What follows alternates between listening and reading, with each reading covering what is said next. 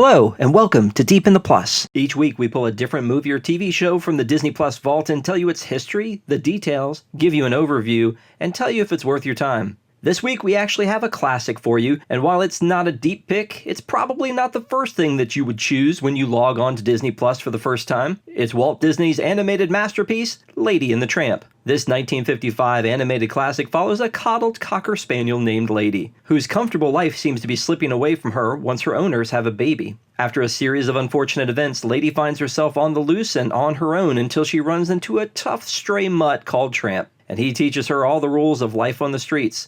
A romance begins to blossom between the two dogs, and their many differences, along with more drama at Lady's home, threaten to keep them apart. So grab a bowl of meatballs and spaghetti, and join us on this lovely Bella Notte as we go deep in the plus.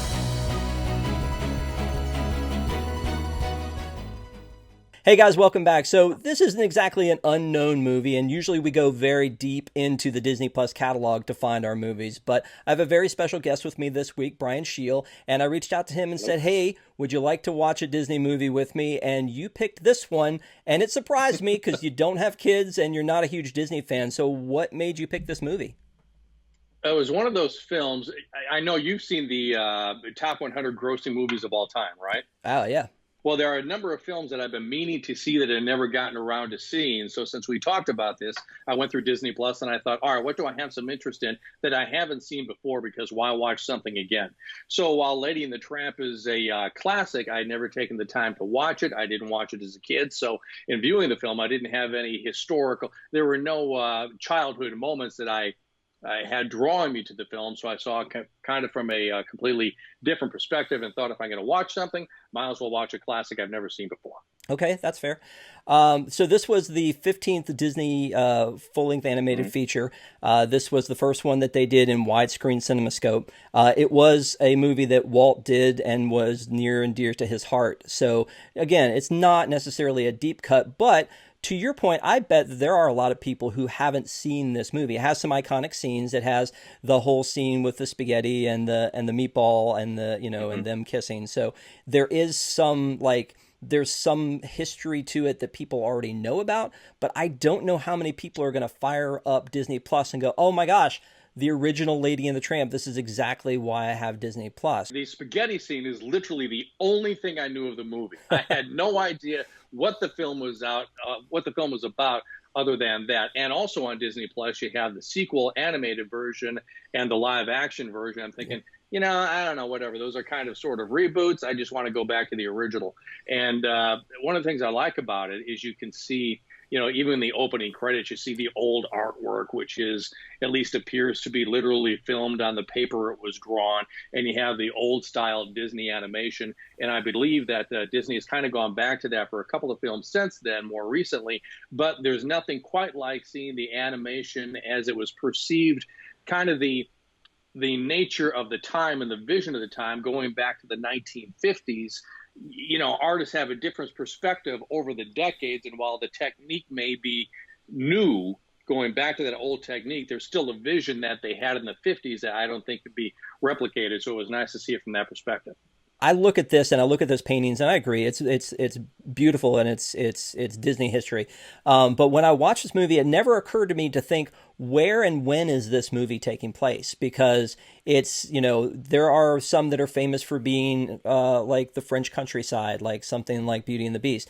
This one, it's sort of a turn of the century, but it's a turn of the century middle America. It doesn't exactly say where it is, but the rumor is that it is based on Walt's hometown of Marceline, Missouri. So when it opens up and you're going down that street at Christmas time, it definitely feels very Norman Rockwell, that ideal vision of what America was. Yeah, I was thinking during the film, I wonder who was it targeted at?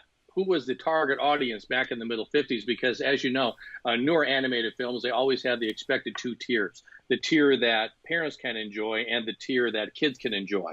I didn't get that from this film. So while it's animated and you have talking dogs, that seemed to be kind of a children's aspect to it. But it struck me as a more mature film than, I don't get the feeling it was targeted at 10-year-olds, but I may be wrong. No, you're right. That's a very good point, and I think that to me, part of that might be why there was a live action reboot to see if they could, generate some more interest to a younger audience in an older story. And you do watch it. And it is a little slow. I mean, it is a Disney classic film, and I appreciate Yes. it for being a classic, but it is a little slow. So, that's a good point. Is who is this made for? One of the things that I think is interesting again about that time period, though, is the dog catcher. Like that's a like something they use in movies a lot, and I look at it and go, were dogs that big a problem that you had these dog catchers, and they're always the bad guy, Yes, yes. I guess once upon a time, I guess they're called animal control agents now. But right? yeah, the old idea, someone says when they talk about a low level uh, city employee or somebody who was a lower tier of being elected, they're the dog catcher. One of the things I enjoyed about the film, which I didn't expect going into it, and this actually takes me back to high school. I was in high school band. I was not really a musician, but I was in band. And our instructor, the band leader, or the band teacher, whatever at the time, this is like 11th grade or something. I don't know why I remember this so well, but we were all standing there, rehearsal or whatever, band practice, I guess. And he was talking about musicians, and he was talking about if you really want to hear extraordinary musicianship, watch Saturday morning cartoons. And of course, we all laughed at him. Now, keep in mind, this is going back to like 1983. So, Saturday morning cartoons at the time were from, 20 years prior. And he's right. If you watch those Saturday morning cartoons and this film in particular, the musicianship is really extraordinary. If you close your eyes and just listen to the score, there is a lot of really cool stuff happening there. In particular, chase scenes and things like that, where these are old style woodwind and percussion instruments. And if you watch the movie from that perspective, there's a lot of really cool stuff happening there. Again, I keep going back to like the time that this was happening. It was interesting to me in the movie that they gave Lady a saucer of coffee and a donut. I mean, Yes, is that yeah. something that happened back in the turn of the century? It's funny. I was watching the film with my wife, and I said, they're feeding the dog coffee?" I mean, whatever. It never occurred to me to feed the dog coffee, but I don't know. Yeah. Another thing, a little sidebar. Earlier in the day, when you and I had been talking about seeing this film, by coincidence, I just happened to listen to Frank Sinatra's "The Lady Is a Tramp." Right? Okay. You know the song, Yeah, right? yeah. So I've never Googled this. I've meant to. So you're listening to the song "Lady." No, "The Lady Is a Tramp." And you're listening to the song, and tramp is used in the song not in a derogatory way, but I'm thinking, I don't know if tramp is the kind of word you want to be referring to women as. It doesn't sound flattering. I don't think you want to go into the office and start calling all the women tramps. It just doesn't sound right. But I thought, it's not being used in a derogatory way. Then I thought about the film, Lady and the Tramp. Well, evidently, Lady is the girl dog and the tramp is the boy dog. So in the song, the woman is a tramp. In the film, the male dog is a tramp. So I finally looked it up. And there was a time when tramp was used in a derogatory way about women, but it actually goes back to like the 20s. I think it was an early Charlie Chaplin film that is titled, I believe, The Tramp, and Mm-hmm. he is the tramp. Mm-hmm. So, and you may already know this, tramp in that context is referred to as a male who's just kind of wandering the countryside. Maybe not homeless, but just kind of a wanderer by nature. And then that made sense when I saw the film where the tramp and the character is this homeless dog that just kind of works his way around the neighborhood. So it's interesting how that word is taken on different connotation over the years. You don't think Lady and the Hobo would have had the same ring to it? Lady in the hobo. All right, so here's something that interests me a lot, and I always bring this up about Disney Plus. I love that they keep things in the movies and they give you a warning at the beginning to say, hey, this is, there's something that is not currently acceptable, but we're going to leave it in and we're going to warn you about it. Yeah. This was a G-rated movie. The only thing that it said in the beginning is that it was rated G for tobacco usage. One thing that throws me though is that I feel there are some very offensive stereotype voices used for some of these characters. The Pedro dog that was in the Pound, the Siamese cats. I thought of you during the Siamese cats thing, and the music is very traditional Chinese, that whole thing. I don't know if you could do that today. Yeah. And even just Tony. I mean, Tony in his restaurant, it's very, just again, offensive stereotype Italian Yeah. accent that they use in it. And so I don't know. I mean, maybe I'm reading too much into that, but I see that and I just think maybe there should have been a little bit of a warning about that, because especially with Cy and Am, the cats, it strikes me that That's the only thing that landed on me a little, that struck me as a, hey, I don't know that would fly in 2020. So let me bring this up because you and I have been to the Disney parks together. Have you ever eaten at Tony's Town Square restaurant in the Magic Kingdom? Not that I'm aware of. No? Okay. So it was funny Maybe that I have, frankly, I don't know that I would notice. we brought this up on an episode of Park Center recently, that that there wasn't really anything themed to Lady and the Tramp, and I said, well, wait, what about Tony's Town Square? I mean, it is an Italian restaurant on a turn of the century street at the Magic Kingdom. You go in, and in the lobby they're playing Lady and the Tramp on a loop in the lobby. You walk into the restaurant, and there's a statue in the middle of Lady and the Tramp. Tony is on the animated Tony is on the cover of the menu. And there's some other little things happening in the restaurant. So to me, it's the only nod that I know of to Lady and the Tramp that happens in the parks. Which is weird for something that is this big of a Disney classic, because Alice in Wonderland, Peter Pan, Sleeping Beauty, all of them have these huge presence in the parks. But this one, I don't know why, but the only thing it's gotten is a restaurant that, by the way, people seem to pan and hate with a passion. So I like it. What's there to not like about that? It's just Italian food. I don't know. Apparently, it's not Little Italy, but I'm kind of a fan. Is it like a walk-up place, or is it a sit-down place? No, it's one of the few sit-down restaurants in the Magic Kingdom. So it was one of the first ones. Okay. That and Crystal Palace. It used to have a different name, but it's been At Disney Tony's for a while. World? Yeah. Yep. Okay. All right. I walked right by it, I guess. I've been there a few times. Probably not getting there anytime soon. Dude, that hurts. That hurts me. Yeah. Let me talk a little. It's brutal. I hate to see those parks close, but it is what it is for the time being. Yeah, no, and it's for safety purposes, and I get it. And same with sporting events and concerts. You don't want to have that many people all together, but it hurts my heart. In the early days of the reopening, they may limit the park to 10 guests. You Ah, can only have 10 people in the park. tell me how I get into that lottery. I was going to say I would pay triple to go to the park if there were 10 people there. Yep, no, that would be a good plan. 10 people and 3,000 employees. Well, let's just get those employees back, and we'll worry about it after that. So one of the things I like to talk about too in these is to talk about the voice actors. So the voice of Tramp is Larry Roberts, and I looked him up because I wasn't familiar with him, and I now know why. Is that he was only a voice actor for 2 pieces. He only has 2 listings in IMDb, a third one as himself, and then he apparently, this was in 55, apparently in the late 50s he retired.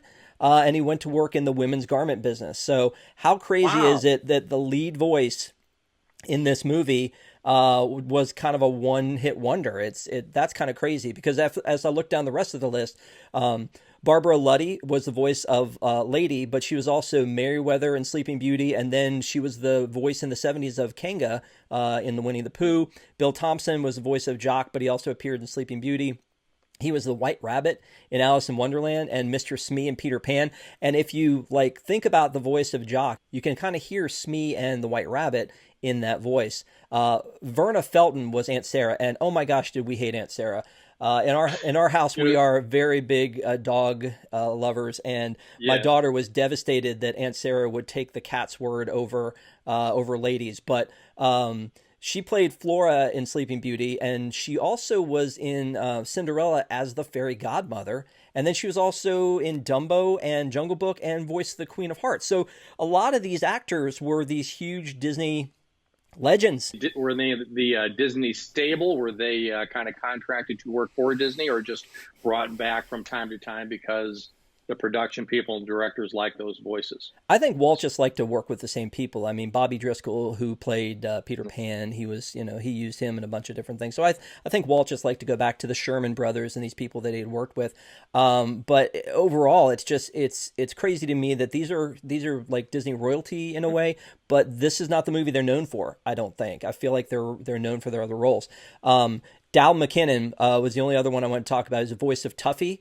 He was also the Raven in Sleeping Beauty, so a lot of these characters were in Sleeping Beauty, which came out 4 years later in 1959. Mhm.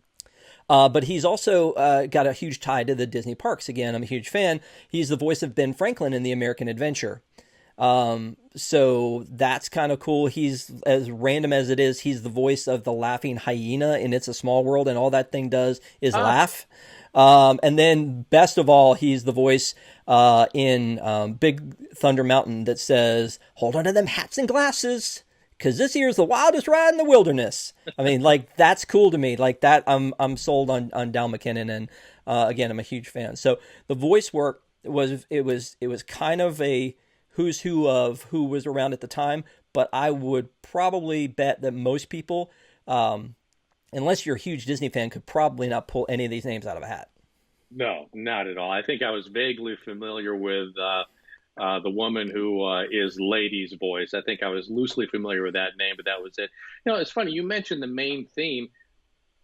Well, actually, you mentioned a song that is used in the restaurant. I really didn't identify a main theme with the movie. Is that kind of the main theme? Bella Notte, the one that they sing.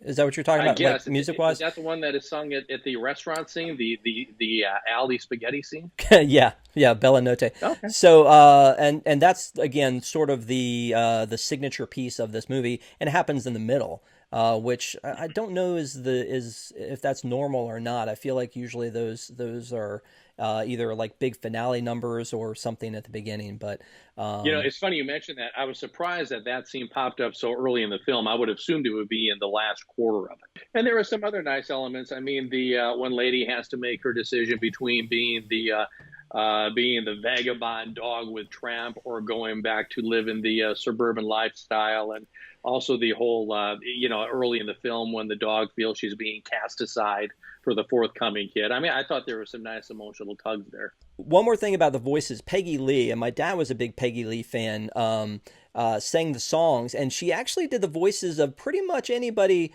other than Tony who sings in this movie, which I was very surprised about. So she is Darling, who is the wife. She also is plays the voices of Cy and Am, who sing their little song. And then she is also Peggy Lee is Peg, in The Pound when she sings the He's a Tramp song. So it's interesting to me that they gave her the talking, speaking voices for anything where there was going to be singing. And I guess that makes sense. And it's almost like makes too much sense, but you would think that they would have mixed it up a little bit. But I mean...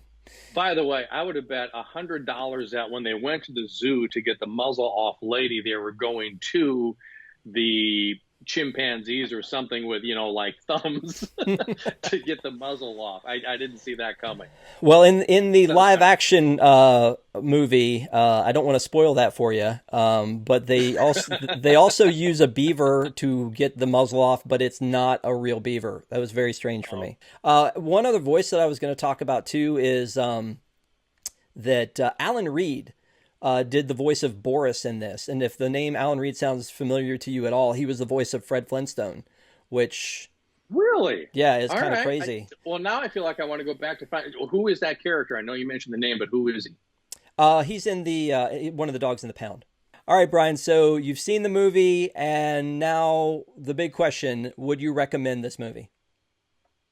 It's a likable film. I mean, if you don't have Disney Plus, and I don't know where else it might be, but let's say it would also make for a nice rental. I assume it's probably only on Disney Plus, but it's a perfectly enjoyable, easy to watch film, and nice to watch from the perspective of here's this this piece of art from 1955, which over the years has held up nicely, and it's kind of cool to go back and see how things were back once upon a time. I don't know that I'll see the other two. I don't think I need to. Lady and the Tramp is the original, and it's a nice sit. It can't be more than 90 minutes long, and it's for instance, if you're going to see the top 100 grossing films of all time, which this isn't one of those, but if you're going to see that list of 100 just for the sake of it, you're going to watch some films you're not interested in. I don't know that if not for you and I having the conversation about seeing a film, I ever would have gotten to it. But I'm glad I saw it. And especially in Corona age, if you got some time to kill, why not kill it with Lady and the Tramp? Okay, then maybe they'll put that on the back of the box. I would say something that I say often about some of the movies that we go into is that this is something for anybody who is a Disney fan. They've probably seen this movie already, and if they haven't, they should, because it is a Disney classic, and it does stand the test of time, in my opinion. There are some movies out there that I think don't stand the test of time. They say that they feel a little bit disappointing, but I don't think this is the case because, as you said, the artwork is amazing. The voice work in this is amazing. It is a great story. It's one that Walt had his hands on.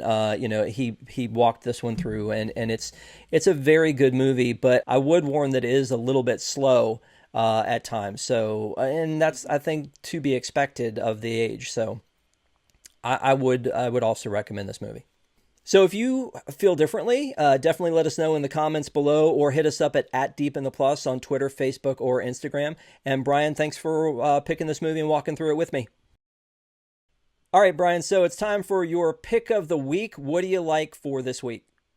One of the things I had been watching before you and I talked about this, I had watched most of them, and I had watched another one just yesterday, The World According to Jeff Goldblum. Now, Jeff Goldblum is probably one of the 5 strangest guys in America, but that's okay because you just get the feeling with Jeff Goldblum, he comes about it naturally. He's a peculiar guy, but it's not an ad. You get the feeling that if you're at Jeff Goldblum's place Saturday at noon, he's the same guy he is on the episodes. They're easy to watch.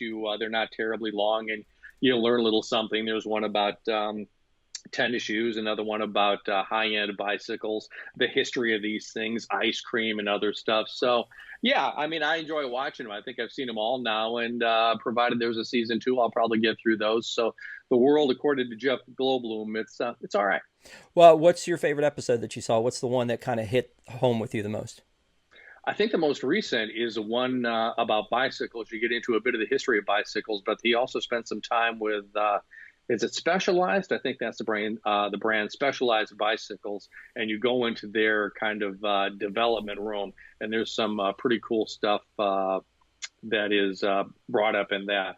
Things about the materials they use and how they use those in a bicycle. I would imagine probably no secrets were divulged, but it was interesting to watch. Cool. All right, so for mine, I chose the live-action Lady and the Tramp, and partially because I couldn't get anybody in my family to watch this movie with me, and so I figured this would force them to watch it if I had to watch it to talk about it. But it's very interesting to me because this is something that launched with Disney Plus. This was one of the things back in November that they kind of bragged about that was an original for Disney Plus that was going to be released. I didn't know it was original for Disney Plus. I thought it was in the theaters a while ago, and I just missed it. No, it's actually they've, I think, got some ideas for some other live action movies like Robin Hood, live action remakes of the animated movies that they're going to do. But this was the first one that was made just for Disney Plus. This one and Noelle, I think, were the 2 original movies that they did for launch.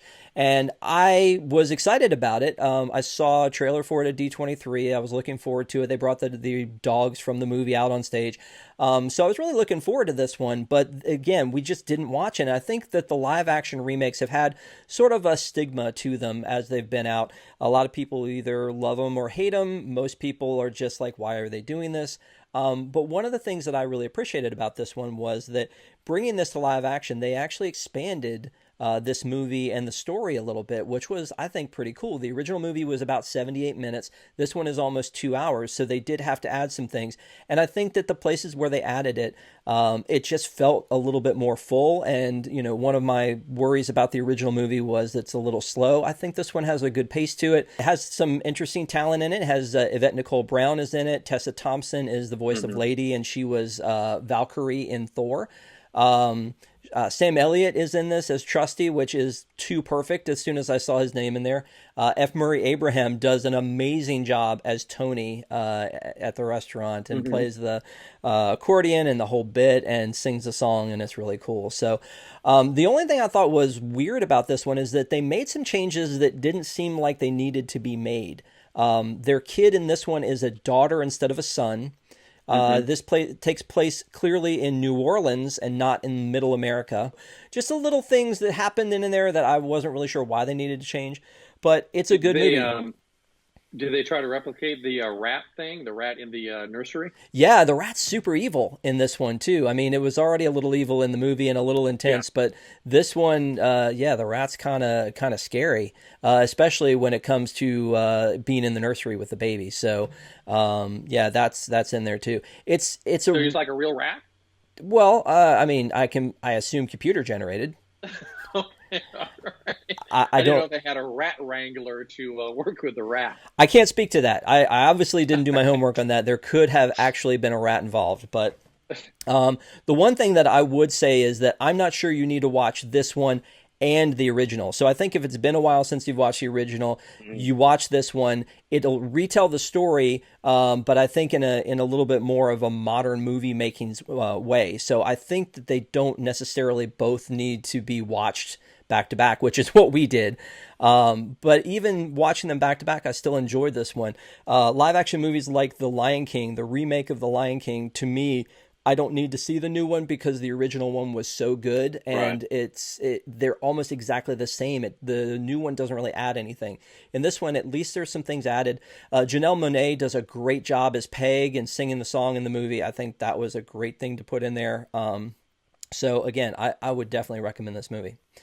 How did they do that? How did they do the spaghetti scene? Again, CGI. But I mean, did they try to do the whole, just like from the? Oh, that's cool. Yeah, it's the whole thing. They're out and they make a kind of a bigger deal about serving the dogs, and that's kind of cool to me. F. Murray Abraham out there doing that was, I just thought, amazing. He like really sold it.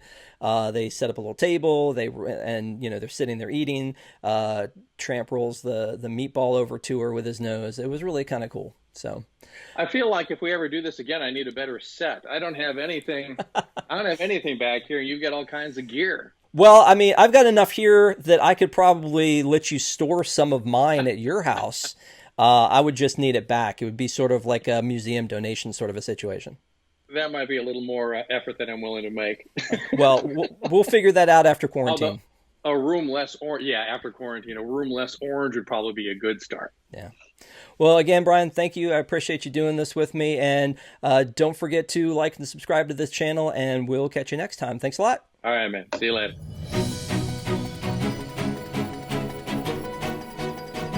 If you like what you're watching, make sure you like and subscribe. You can also find us on social at Deep in the Plus on Instagram, Twitter, and Facebook. And if you're a Disney Parks fan, don't forget to catch me and Rob on Park Center Wednesday nights at 9 p.m. on WDWNT.com.